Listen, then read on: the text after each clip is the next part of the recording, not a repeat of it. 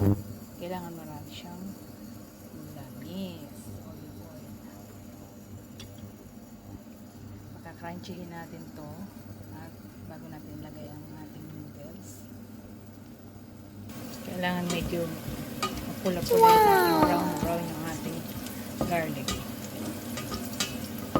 Para mas lalong kumamoy, mas mabango ang amoy ng garlic. Now, ilagay na natin ang ating black noodles. Halo-haloin na natin. Halo. Lagyan na natin ang chicken broth.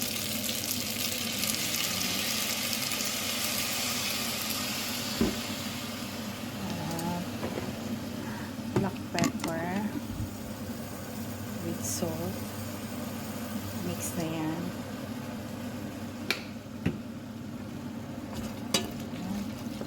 Halo-halo ulit. Halo. Lagyan na natin siya ng cream cheese. Kaunti lang kasi hindi ako masyado nakain ng cream. Hindi masyado maumay. Ayan na ngayon ang ating finished product. Oh no! Wow!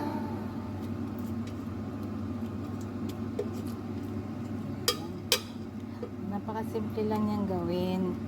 Ano lang, igigisa mo lang siya sa garlic na olive oil. Lagyan mo lang siya ng pampalasa. Okay na, pasta na. So, lagyan pa natin siya ng ganyan.